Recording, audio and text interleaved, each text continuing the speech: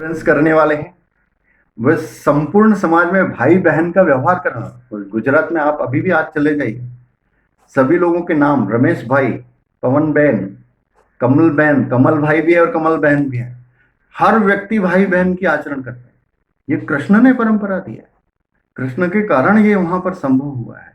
इस बात को अभी भी लोग ठीक प्रकार से नहीं जानते, क्योंकि ज्यादातर हमारे जो प्रवचनकार हैं वो आवरण पे आवरण, आवरण पर आवरण चढ़ाते जाते हैं, और उस आवरण में जो मुख्य तत्व है वो पीछे छिप जाता है। भगवान कृष्ण भगवान का ही स्वरूप है, उसमें कुछ ऐतराज नहीं है।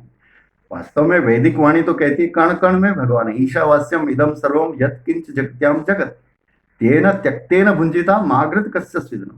मतलब इस प्रकट संसार में, या जो प्रकट नहीं दिख रहा उसमें भी ईश्वर का ही वास है। प्रत्येक स्थान पर वो मौजूद है, प्रत्येक क्षण वो मौजूद है।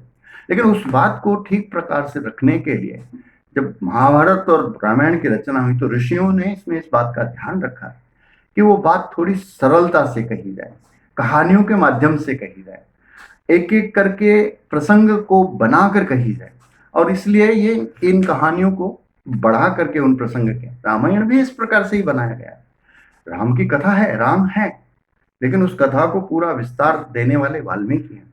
और वाल्मीकि के मन में पूरा वैदिक दर्शन है। वो दर्शन राम के उस जीवन चरित्र में आपके सामने रखते हैं। ऐसे ही महाभारत में वेदव्यास ऋषि हैं, बहुत बड़े ऋषि, दार्शनिक ऋषि हैं। वो उस सारे दर्शन को, बल्कि यहां तक कहते हैं कि वेदों के 4 भाग भी वेदव्यास ने किए, मतलब इतने बड़े प्रकांड पंडित भी थे वो। और वो उसको उस कथानक में ये बताते हैं कि शत्रु कहीं दूर नहीं, वो तुम्हारा भाई भी हो सकता, और वो किसी समय तुम खुद भी हो सकते। तो इस प्रकार का जो दर्शन है, वो सारा दर्शन इन दोनों ग्रंथों में, महान ग्रंथों में रखा है।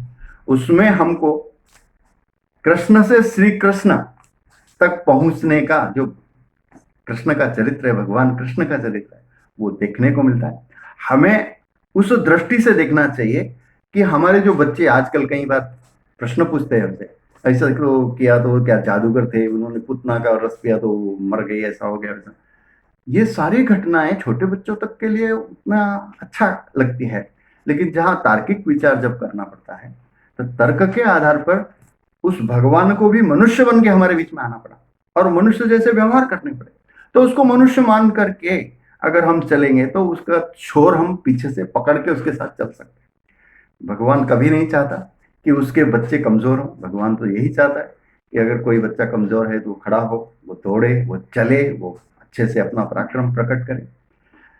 हम सोचते हैं कि श्री कृष्ण से, कृष्ण से श्री कृष्ण की जाने का जो मार्ग है वही हमारे लिए भी मार्ग है। ऐसा कहा गया है, महाजनों येन गतसः पंथा।